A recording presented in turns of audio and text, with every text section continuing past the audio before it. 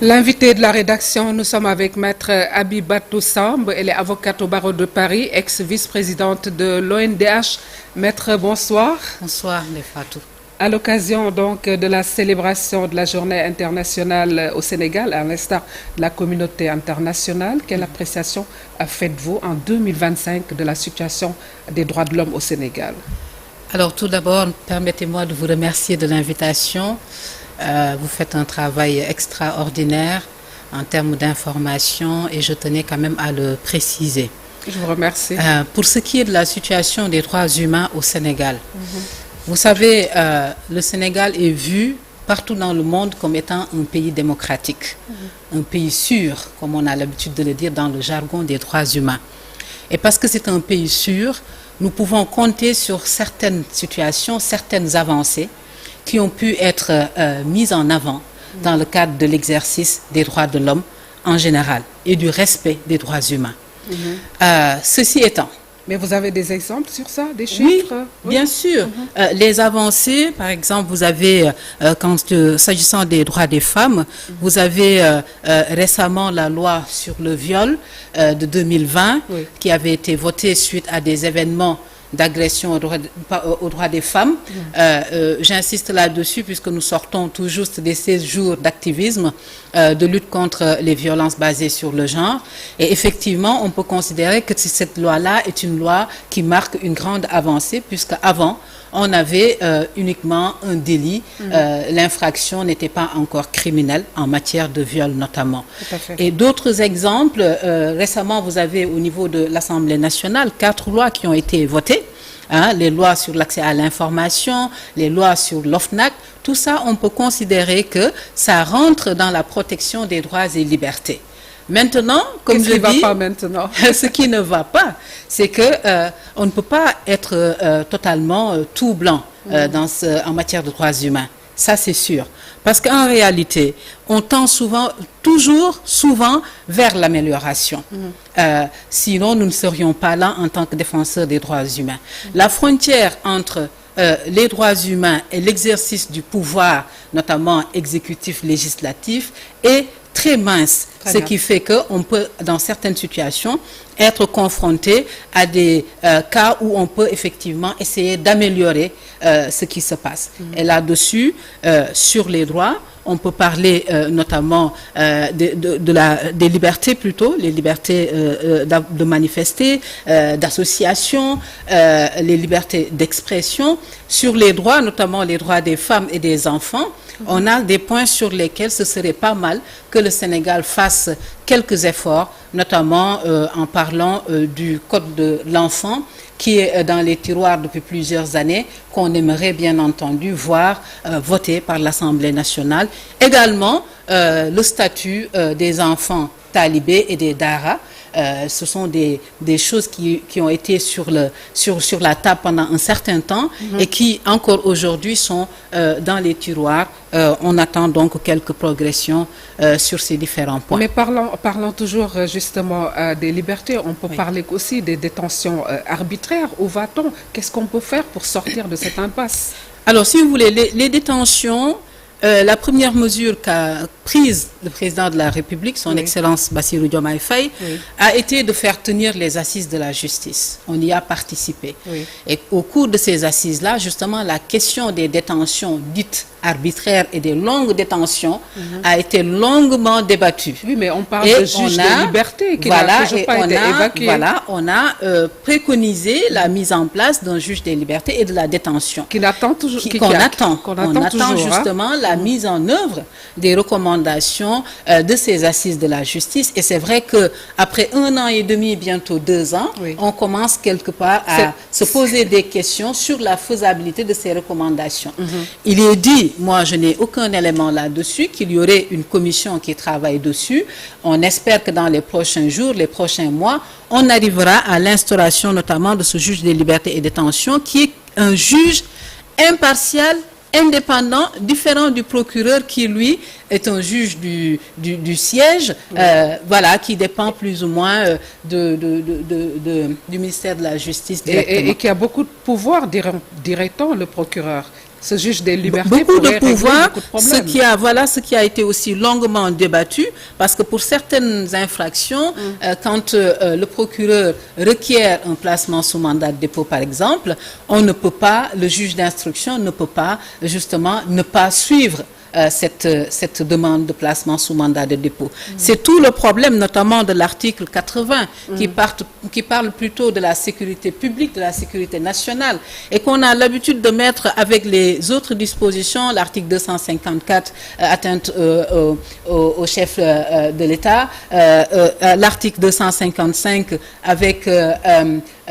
comment ça s'appelle encore, la diffusion de fausses nouvelles. C'est vrai qu'en général, on met l'article 80. De ce fait, quand le procureur requiert le placement sous mandat de dépôt de la personne, le juge d'instruction ne peut absolument pas ne pas suivre cette réquisition. Ça pose problème. Donc, et aujourd'hui, il faut toujours attendre. Il faut attendre parce que c'est l'exécutif, c'est le législatif. Et le rapport a été remis au président de la République. Vous avez aujourd'hui une Assemblée nationale majoritairement composée du pouvoir en place, de membres du PASTEF. On espère que ces questions-là seront très rapidement posées sur la table de l'Assemblée nationale et qu'on puisse justement débattre des propositions et des projets de loi pour faire avancer les choses. Ah, vous avez parlé, Maître Abibatou Samb, de projet de loi. Justement, on peut parler de cette abrogation qu'on voudrait, les droits de l'homme voudraient. Amnesty International en a parlé dans son rapport de 2024. Absolument. Entre autres, bien sûr, revendications. Mais cette loi d'abrogation d'amnistie, pourquoi elle tarde? En tant que droit de l'homme, également vous, que faut-il faire? Alors, vous avez suivi comme nous l'actualité récente par rapport à la loi interprétative. Et c'est vrai que le projet de loi interprétative posait problème parce qu'il y avait une interprétation des textes. Absolument. Et le débat était assez chargé, assez mitigé aussi. Certains ont estimé que c'était une interprétation, d'autres ont pu considérer qu'on modifiait la loi. Et la loi ne doit pas être modifiée. Si elle est modifiée, elle ne peut rétroagir. Mais ça, c'est l'interprétation. C'est différent de l'abrogation de la loi. Parce que quand on abroge, on dit que cette loi-là, elle n'existe plus dans l'ordonnancement judiciaire. Et on ne peut plus, donc, sous couvert de cette loi-là, ne pas poursuivre. Mais ça suppose de rouvrir beaucoup de dossiers qui étaient en cours. C'est peut-être souhaitable. Je ne sais pas. Mais je sais que les réclamations des victimes de cette période-là, que ce soit des victimes en perte humaine ou des victimes en perte économique, seraient aujourd'hui de voir leur cause entendue par un tribunal ou alors tout au moins par une commission indépendante qui pourrait être constituée pour nous permettre de faire la lumière sur cette période de 2021 à février-mars 2024. Le flou reste total. Donc, nous, les défenseurs des droits humains, bien sûr, notre position au moment de ce projet de loi interprétative était de dire ça ne marchera pas et effectivement, le Conseil constitutionnel nous a donné raison là-dessus. Est-ce qu'on doit abroger la loi d'amnistie? Telle est la question. Si nous allons dans ce sens, c'est aux députés de voter une nouvelle loi venant abroger. Et par devoir de transparence pour les victimes. Par devoir de transparence pour les victimes, mais pour nous aussi.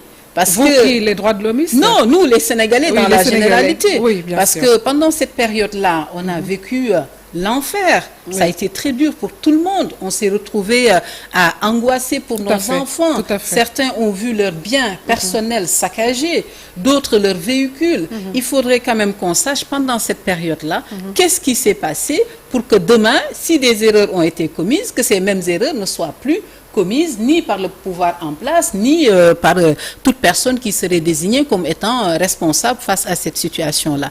Situer les responsabilités, vraiment, ça permettrait, pour moi, en tout cas à mon avis, de tourner la page, et de savoir ce qui s'est passé et peut-être de faire le deuil de ce qui s'est passé pour une reconstruction nationale. Les réclamations des victimes, vous avez vu la rencontre récemment, je crois que c'était au Grand Théâtre, où effectivement des victimes se sont manifestées avec une volonté de justice. Et cette justice-là nous ramène encore à la Déclaration universelle des droits de l'homme. Finalement. Les droits fondamentaux qui sont protégés par cette déclaration-là, le droit à un procès équitable, le droit à ce que sa cause soit entendue par un tribunal compétent. Et même à la sécurité. Hein? Voilà, à la sécurité, outre les droits que nous avons, qui sont des droits primaires, le droit à la vie, qui est le premier droit qui est protégé. Quand une personne perd la vie dans des circonstances qui restent inconnues, vous vous doutez bien que sa famille aura du mal à faire son deuil. Donc, voilà, il faut revoir tout ceci et rouvrir les dossiers s'il le faut. Ça risque de faire un peu, voilà, bouger les choses, mais je pense que c'est peut-être le prix à payer pour justement faire la lumière par rapport à cette période-là. Alors, tout cela, beaucoup de flou, beaucoup de défis à relever. Vous avez évoqué tantôt la situation des jeunes, des enfants de la rue, dans la rue, des talibés, spécialement, mais j'ai envie d'épuiser déjà ces questions de liberté. Comment appréciez-vous le bien fondé de la procédure judiciaire lancée par l'État du Sénégal au journaliste homme d'affaires Madiambal Diagne, donc relative au détournement de deniers publics, alors que l'entreprise quand même contractuelle n'est pas du tout inquiétée jusqu'à présent. Quelle appréciation faites-vous de cela? Alors, mon appréciation sera très limitée. Je vais vous dire pourquoi. Parce que c'est un dossier judiciaire en cours. Le fond du dossier, je ne le maîtrise pas. Et en tant qu'avocate, je ne me prononce pas quand je n'ai pas tous les éléments du dossier. Ce que je peux dire par rapport à ça, c'est que si l'État poursuit une personne pour détournement de fonds publics, le magistrat qui est saisi, en l'occurrence le juge d'instruction, va instruire à charge et à décharge.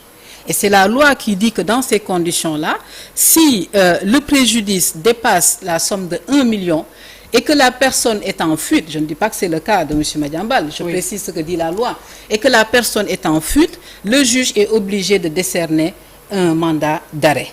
Deuxièmement, si le préjudice dépasse 1 million, le juge est obligé de placer un mandat de dépôt. Ça, c'est la loi qui le dit.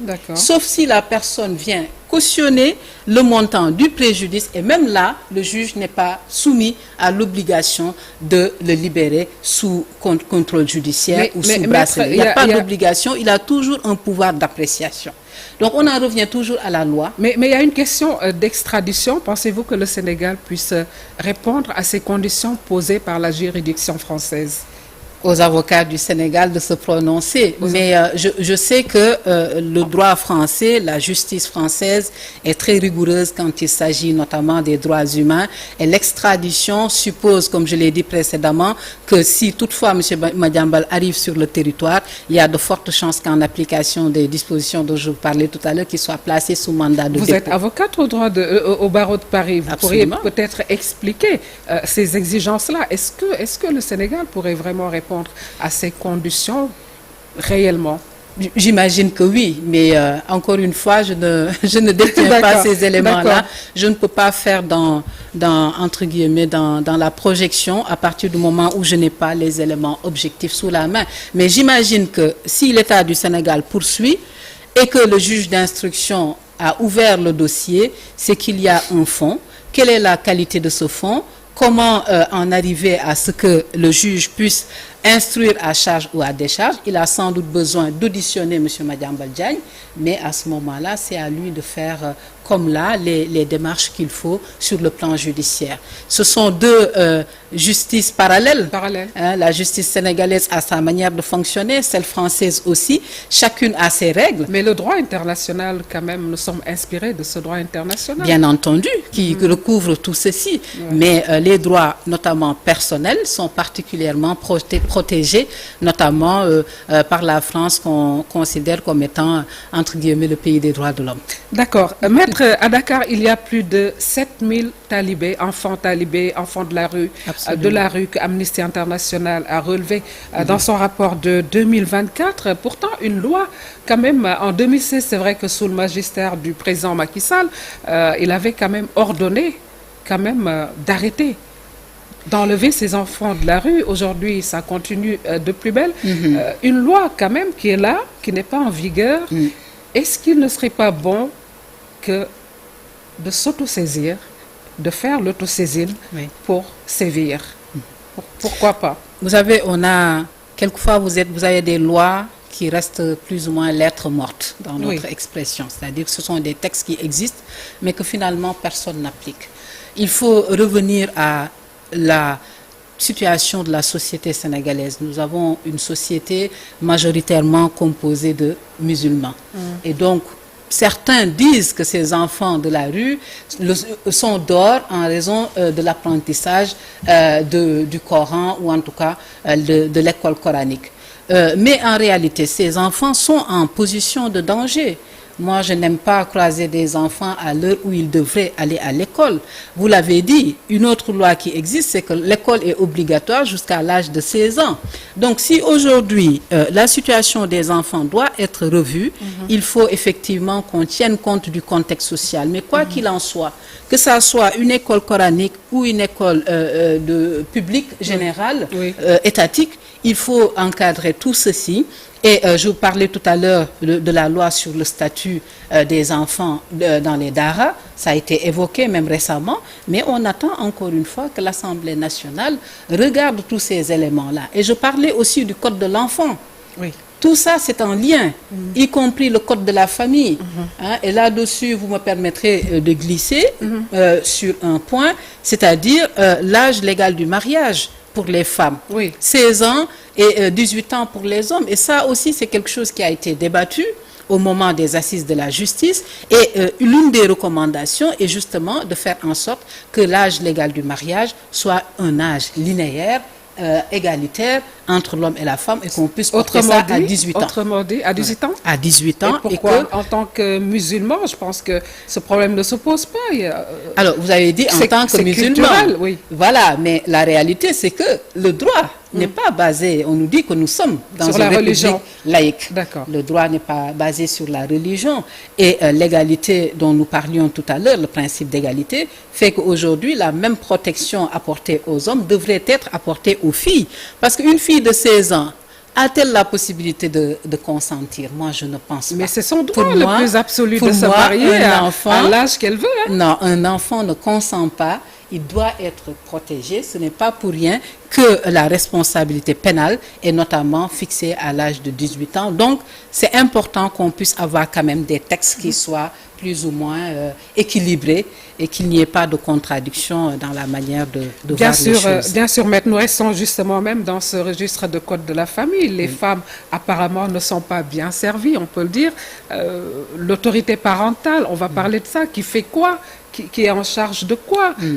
Qu'est-ce qu'on peut faire pour rendre transparent tout cela? Alors, déjà, si on arrivait à l'autorité parentale, on serait très, très contents, nous les femmes, très contentes. Parce que jusque-là, ce qu'on a, c'est la puissance paternelle. Ça n'a pas été remplacé en 2009? Ça n'a pas été remplacé. Dans le code de la famille aujourd'hui, vous avez toujours la notion de puissance paternelle. Et non de l'autorité parentale? Et non de l'autorité parentale. Et ça aussi, il y a eu même un collectif pour l'instauration de l'autorité parentale qui est constitué de plusieurs femmes et de plusieurs organisations. Parce que qui dit autorité parentale met plus ou moins sur le même pied le père et la mère, alors que quand on parle de puissance paternelle, rien que dans les mots, on sent qu'il y a l'ascendance de l'homme, le chef de famille, comme le dit le code de la famille, qui, voilà, finalement, exerce cette puissance paternelle pendant le mariage.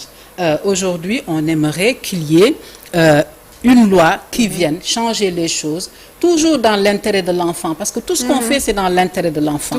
Voir aujourd'hui, sous prétexte qu'il y a une puissance paternelle, un enfant qui veut voyager et qui est retenu à l'aéroport parce que sa mère n'a pas pu avoir l'autorisation de sortie du père, pour moi, ça pose problème. Cette question-là n'est pas réglée? Cette question n'est pas du tout réglée. Il y a eu la réponse d'une députée par rapport à cette question-là, mais en réalité, quand vous allez à l'aéroport jusqu'à ce jour, certains enfants sont empêchés de voyager parce qu'on ne présente pas, parce que la mère ne présente pas justement l'autorisation de sortie du territoire du père. Donc, il fallait revoir le code de la famille alors. Ça, qui date de 1972. Qui est plus vieux que moi, en tout cas, et de vous certainement aussi. À la table, c'était vraiment que des hommes. Ah, c'est comme j'ai envie de dire à la conférence de Yalta quand on partageait l'Afrique et que l'Afrique n'était pas présente. C'est un peu ça. Hein, parler des droits des femmes sans les femmes, c'est vraiment minimiser notre apport dans la société. Donc, refonder le code de la famille, réviser le code de la famille. C'est une urgence. C'est une urgence. Donner aux femmes les droits qu'elles méritent. Parce que nous sommes en égalité là-dessus, en dignité et en droit, et on en revient à la Déclaration universelle des droits de l'homme, l'article 1er qui le dit. Nous naissons tous libres et égaux en droit et en dignité. D'abord en dignité, ensuite en droit.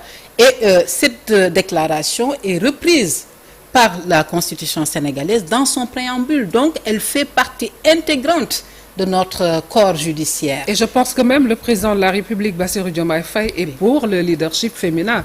Donc, certainement, manifestement, s'il vous entend, peut-être que ça pourrait avancer. Espérons que l'appel soit entendu et qu'il y ait des éléments en ce sens. Maître, nous allons terminer avec ce débat qui se pose actuellement en France. Et faut-il réformer les droits en Europe eu égard au nombre de migrants jugés trop élevés?